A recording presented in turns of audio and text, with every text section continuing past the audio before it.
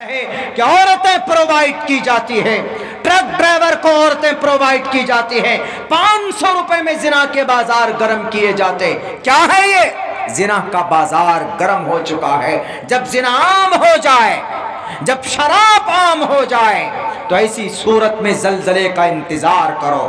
और जब गाना आम हो जाए, कोई भी गाना रिलीज होगा, हमारे नौजवान के मोबाइल में पहुंचता है और फौरन कान में लीड लगाकर सुनते रहते। अभी कुछ दिनों, 1-1.5 हफ्ता पहले मेरी गाड़ी से एक जवान टकराने वाला था। हम अपनी फैमिली के साथ में अपनी फादर इन लॉ के यहाँ पहुंच रहे थे, तो वहां देखा कि बीच में 2 लेडीज बिठाए हुए और खूब तेजी में इस गाड़ी चल रही है उसकी। मेरी आदत ज्यादा स्पीड में गाड़ी चलाने की नहीं है, मैं 80-85 हद से हद हाईवे पे चलाता हूं गाड़ी। बिल्कुल करीब आ गया, हॉर्न दिया, नहीं सुना, हमें को बचाना पड़ा। जब थोड़ा आगे निकले तो देख करके जब गौर से देखा तो उसके इस कान में भी ईयरफोन, इस कान में भी ईयरफोन था। मेरा तो मन किया कि गाड़ी आगे लगाकर उसको 2-3 थप्पड़ मारूं मैं उसको, बेवकूफ को, कि बाइक चलाते हुए ईयरफोन लगाकर गाना सुनते हो, पीछे से कोई ट्रक ड्राइवर अगर तुमको उड़ा दिया तो उस वक्त तो तुम ऊपर जाकर सुनते रहोगे गाना। ऐसा हो गया गाना ईयरफोन लगाकर। बहुत ज्यादा शौक है आपको गाना सुनने का, इजाजत नहीं देता हूं मैं आपको सुनने के लिए, बहुत ज्यादा शौक है। कान में ईयरफोन लगाकर गाड़ी पर बैठकर क्यों सुनते? गुनाह का काम है, मैं तो अलाउ नहीं करूंगा, लेकिन मैं तो ये कहता हूं कि गाना सुनने का है तो एक जगह कहीं पर बैठकर 2 मिनट सुन लो, उसके बाद तुम आगे जाओ। लेकिन जनाब गाड़ी पे एकदम ईयरफोन लगाकर, हेलमेट का पता ही नहीं। नौजवान हमारे हेलमेट लगाते नहीं, गाड़ी पे बैठे एकदम बिल्कुल 100 और 85 90 से ऊपर की स्पीड में एकदम पूरे एक्सीलेटर दबा देते हैं। गाड़ी में जितनी जान होती, जितनी ताकत होती है, उड़ती रहती है बेचारे, वही जाकर के कहीं ना कहीं ठुक जाते हैं, हाथ पैर सब टूट जाता। ये सब चीज़ें ऐसी हैं कि आराम से चलाए, सिक्योर होकर चलाए, तो आपकी ज़िंदगी भी अच्छी रहेगी, महफूज रहेगी, आपको जानी नुकसान भी नहीं होगा और कोई प्रोटोकॉल भी नहीं टूटेगा। न हेलमेट लगाते हैं जो 4 व्हीलर चलाने वाले हैं, न वो सीट बेल्ट लगाते हैं। मैं इन सब चीज़ों का बड़ा ध्यान रखता हूँ। गाड़ी चला रहे हैं, गाड़ी के पेपर नहीं है, डॉक्यूमेंट्स नहीं है आपके पास, नहीं, ये सारी चीज़ें अप टू डेट रखिए। मेरी गाड़ी का एक पेपर आपको मिल जाएगा।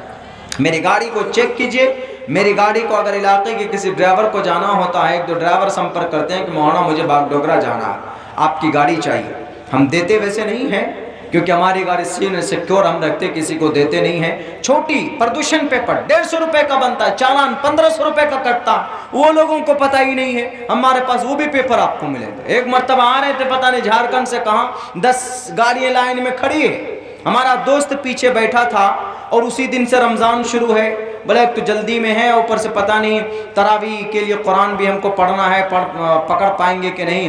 तो हमने कहा कि फ़िक्र मत करो, पुलिस वाला है ना, 10 गाड़ियाँ लाइन में खड़ी, इंशाल्लाह हम सबसे पहले निकलेंगे।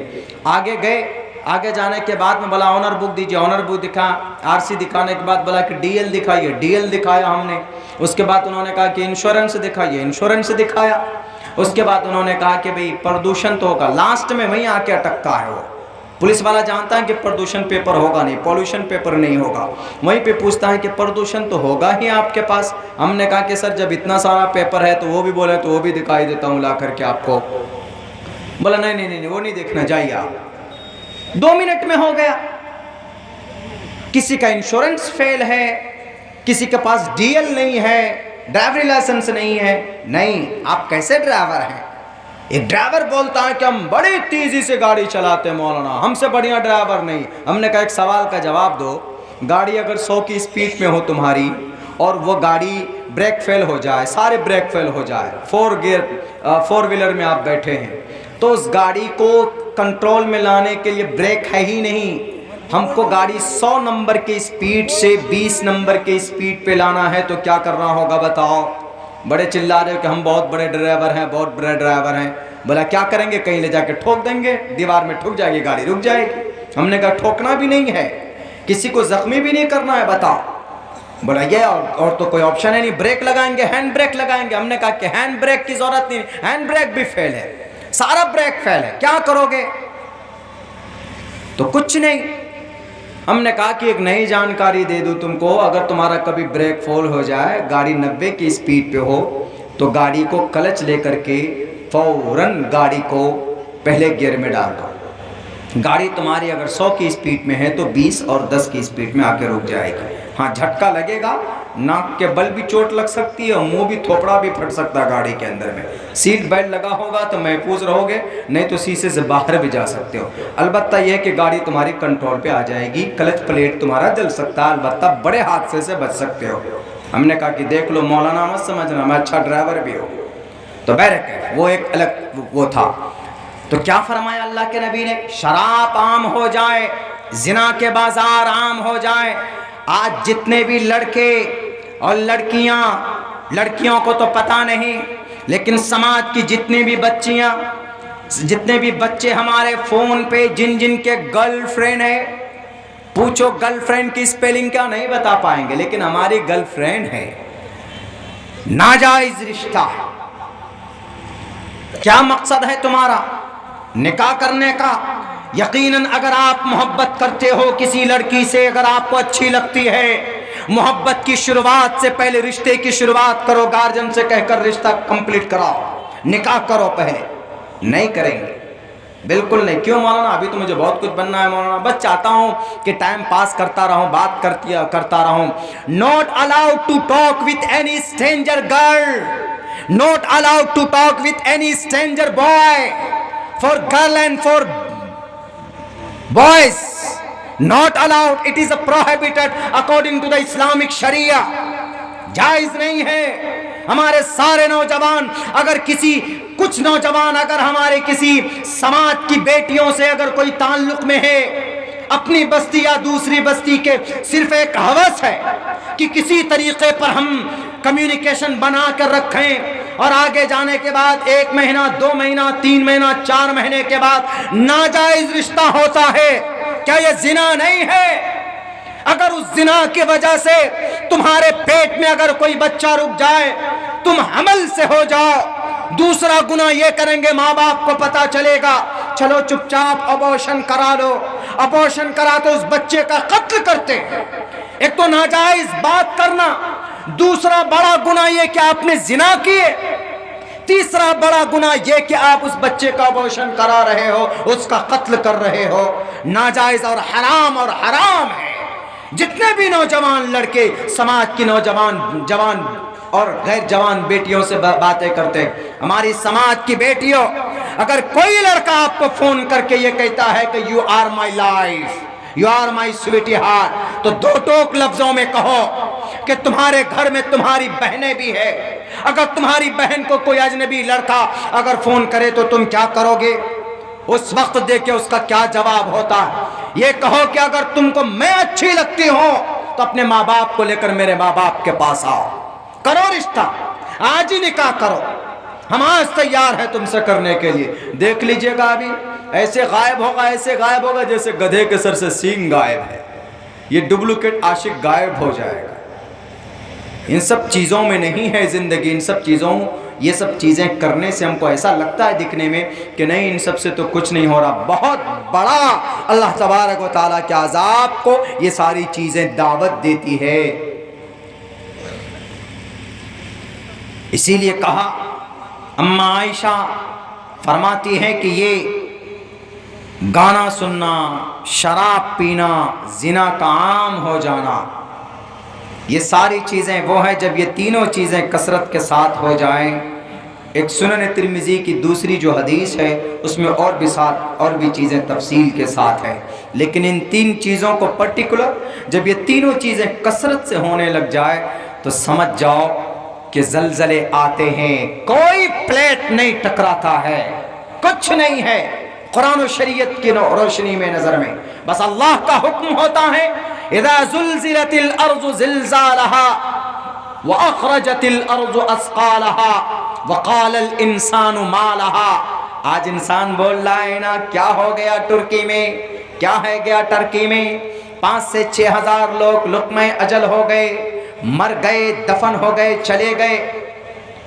अल्लाह बताता है कि दुनिया वालों, आज भी मैं हूं ताकतवर। कोई मलेशिया, एशिया, तुर्की, जापान, इटली, जर्मनी नहीं, मैं हूं। आपको याद है, दुनिया की कोई ताकत जलजले को नहीं रोक सकती। सबसे बड़ा जलजला दुनिया का, सबसे बड़ा भूकंप दुनिया का कहां आया? चीन के अंदर। कब? 1956 में। कितने लोग मरे थे? 8,30,000 लोग मरे थे उस जलजले में। 1956 को 8,30,000 लोग दफन हो गए, मर गए। और आपको पता है, दुनिया का सबसे बड़ा जलजले को जानने और जलजले को पहचानने, जलजले को जानने का आला 600 मीटर का वजूद और उसका निर्माण और उसको वजूद में लाने वाला साइंसदान कौन था? वही चाइना का था, चीन का था। उस डॉक्टर का नाम जियांग हिन। बताइए,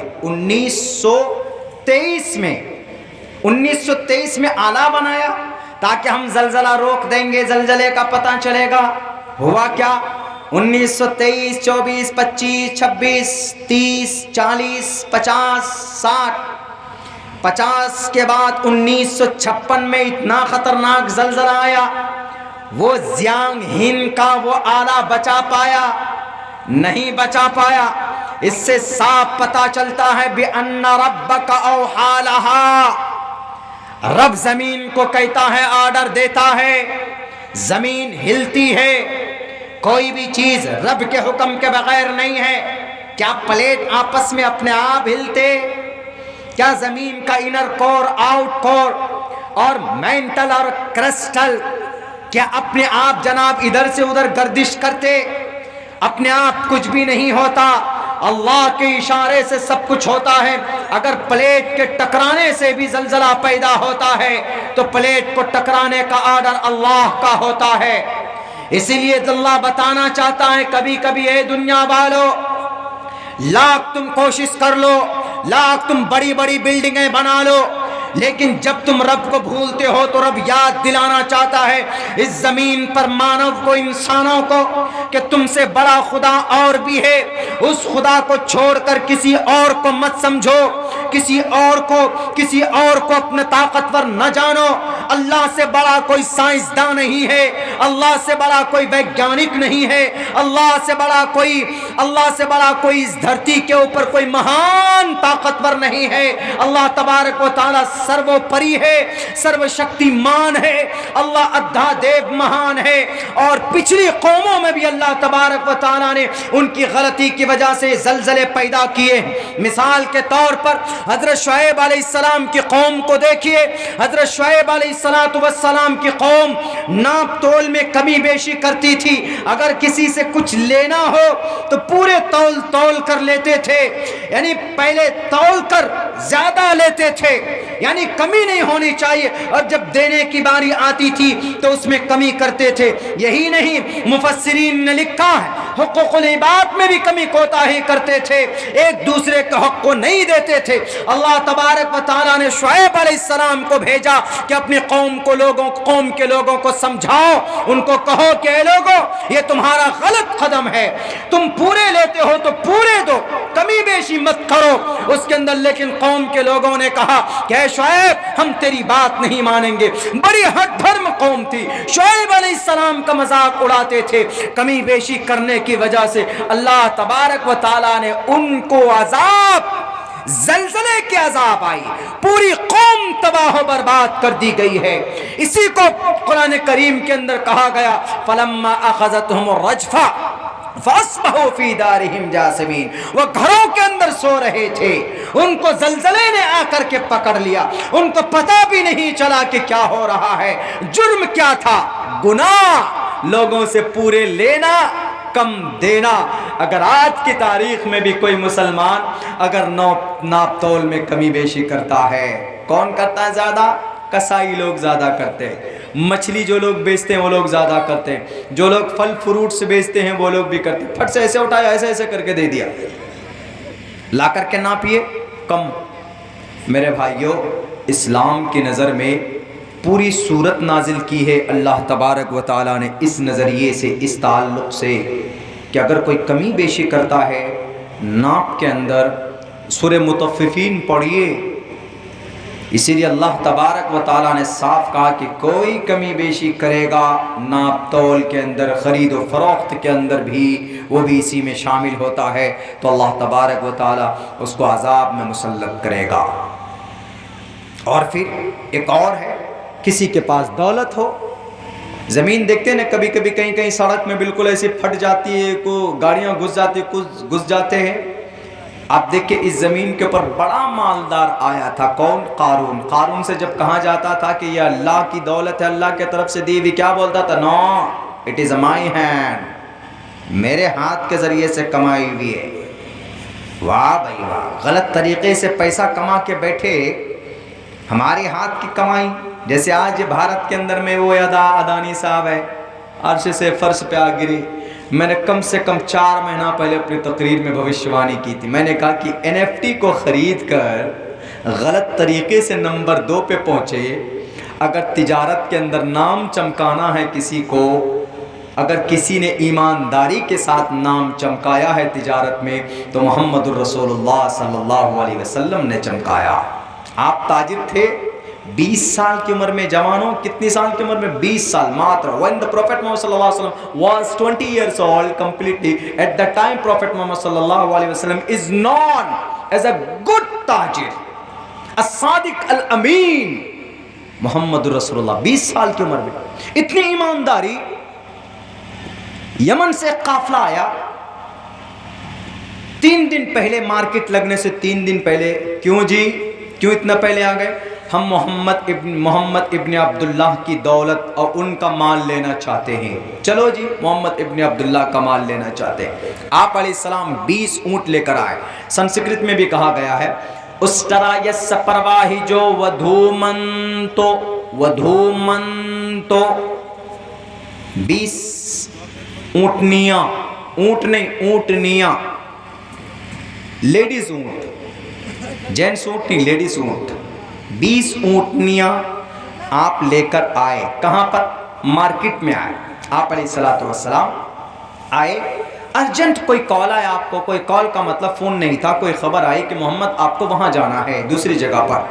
तो उस वक्त मोहम्मद रसूलुल्लाह नहीं बने थे, मोहम्मद इब्न अब्दुल्लाह थे, बस मोहम्मद इब्न अब्दुल्लाह, बिकॉज मोहम्मद रसूलुल्लाह at the time was only 20 years completely, 20 years, 20 साल की उम्र में आप अलैहिस्सलाम थे। तो एक गुलाम जो आपके साथ था, उस गुलाम को कहा कि बेटे ये 20 ऊँटनियाँ हैं, एक की कीमत 1 लाख। सपोज दैट 1 लाख आपने एक कीमत फिक्स की, उसमें से एक ऊँटनी लंगड़ी थी, लंगड़ी, उसका पैर टूटा हुआ था। तो आपने कहा कि ये लंगड़ी ऊँट है, ये चल नहीं सकती है दूर तक, इसकी टांग टूटी हुई है, पैर टूटा हुआ, तो एक काम करना, इसकी कीमत 1 लाख के बजाय 50,000 रुपये रख देना। अब मैं जा रहा हूँ, मुझसे पहले अगर कोई आए तो एक साथ 20 फरोख्त करना, और इसकी कीमत औरों के मुकाबले में, औरों की कीमत 1 लाख है तो इसकी कीमत 19 लाख होनी चाहिए, ये 50,000 होनी चाहिए, 19.5 लाख कीमत। वो काफिला ढूंढता हुआ आया, वो काफिला आया ढूंढता हुआ आया। हाँ भाई, किन का माल? मोहम्मद इब्न अब्दुल्लाह का। उस वक्त में ख़ानदान, नसब, ये सारी चीज़ें बड़े उस पे होती थी, नाम पे बड़ा सब कुछ चलता था। आजकल भी कुछ कहीं किसी जगह पर है, और अच्छा तुम फलां ख़ानदान से हो, तुम फलां बिरादरी से हो, ऐसे बोल देते। तो उस आदमी, उस गुलाम ने 20 ऊँट पूरे 1 लाख में बेचे। जो जिसका टांग जिसकी टूटी हुई थी उसको भी 1 लाख में बेच दिया। काफिला चला गया, आप अलैहिस्सलाम आए, गुलाम ने कहा कि ये 20 लाख रुपए दीजिए। मोहम्मद रसूलुल्लाह ने सबसे पहले कहा कि ये 20 लाख क्यों, 19.5 लाख होना चाहिए ना, ये 20 लाख कहाँ से आए? तो उन्होंने कहा कि अल्लाह के नबी, मैं भूल गया, मैं बताना भूल गया, भाव करने में मैं भूल गया। चलिए, आप अलैहिस्सलातु वस्सलाम ने कहा कि चलो जल्दी से निकलो। आप उस गुलाम को लिए चलते रहे, घोड़े से तेज़ रफ्तार से निकले, पहुँचे, काफिले को पहुँचा। कहा कि भाई ये ऊँट कहाँ लिया आप? उन्होंने कहा कि मोहम्मद इब्न अब्दुल्लाह के ऊँट है। कहा कि मैं मोहम्मद इब्न अब्दुल्लाह हूँ, एक काम करो, इसमें से एक ऊँट है लंगड़ा है, उसकी टांग टूटी हुई है, वो तुम्हारे साथ यमन तक नहीं जा सकती, वो ऊँटनी मुझे दो, वो ऊँट दे दो, पैसे ले लो आप। उन्होंने कहा कि ठीक है मोहम्मद इब्न अब्दुल्ला आप ही हैं? कहा हाँ मैं ही। कहा कि कोई बात नहीं हम लेते जाएंगे। कहा नहीं जाएगा, ये ऊँटनी नहीं जा सकती, इसकी टांग टूटी हुई है और ये 50,000 रुपये एक्स्ट्रा लिए इसने, इसमें कमी है, इसने नहीं बताया। इसको बताना था, मैंने बता दिया था कि इस माल में कमी है तो इस कमी को बता करके बेचो। आज होता है ऐसा? बिल्कुल नहीं होता। आज आपकी दुकान में अगर सबसे जो ख़राब माल है उसी को ज़्यादा, उसी को एक मरतबा हम अमरूद ख़रीदे, जो ख़राब था उधर से वो अमरूद आता ना बड़ा बड़ा एकदम बिल्कुल सफ़ेद, वो कागज़ सा लिपटा हुआ होता है, जो ख़राब था वही नीचे कर दिया, बाकी ऊपर एकदम गोरा चिट्टा ऊपर। हम देख करके ख़रीद के लाए तो देखा काटे तो बिल्कुल ख़राब है। ये गड़बड़ी करते, यानी जो ख़राब है उसको नीचे सोचते हैं कि बिक जाए। गलत है, बिल्कुल गलत। बरकत कभी नहीं हो सकती आपके दुकान में, आपके ख़रीद बेचने के सामान में। अल्लाह के नबी अलैहिस्सलाम का ये पैगाम है, ये इस अमल से, भले ही 20 साल की उम्र में है लेकिन ये दुनिया को ये पैगाम है कि लोगों, कोई तुम माल अगर तुम मार्केट में बेचते हो, तुम्हारी दुकान में है, कॉस्मेटिक का दुकान हो या किराने की दुकान हो या कोई फल फ्रूट्स की दुकान हो या कोई ईंट सीमेंट का कोई भट्टा हो या कोई जनाब और कोई दूसरी कोई किसी चीज़ की, हर जगह पर कोई ना कोई माल फॉल्ट होता है, कोई ना कोई कमी होती। सामने वाले ग्राहक को कहो कि इस चीज़ के अंदर ये कमी है, इसकी कीमत इतना कम में मैं दूंगा लेकिन ये कमी है, बताइए आप सामने वाले को, ताकि उसको पता चले कि ये कमी, ये सामान खरीद कर मैं ले जा रहा हूँ। उसी को जनाब डेंट पेंट करके खूबसूरत बना कर देते हो, नाजायज़ और हराम है।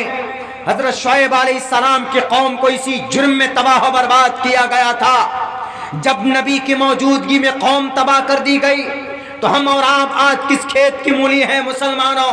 इसीलिए कोई भी तिजारत करते हैं, कोई भी काम करते हैं तो ये पैगाम है, ये मैसेज है हम सब के लिए, अल्लाह के नबी का ये अमल कि हम जो चीज़ के अंदर कोई फॉल्ट है, कोई कमी है, ख़राब माल है तो ख़राब माल कहकर बेचें सामने वाले को कि इसके अंदर ख़राबी है, ये कमी है, तभी आपकी ईमानदारी होगी। नहीं जनाब, गलत तरीक़े से चैनल ख़रीद लेते हैं लोग, गलत तरीक़े से 616वें नंबर पर थे सन 2014 में, क्या चमत्कार हुआ कि जनाब दूसरे नंबर पर आठ कर बैठ गए गद्दी पर। वाह भाई वाह, मैंने 4 महीना पहले तकरीर में कही थी कि ये गलत तरीके पर शेयर मार्केट के निफ्टी को खरीद करके तुम ताजिर बने हो।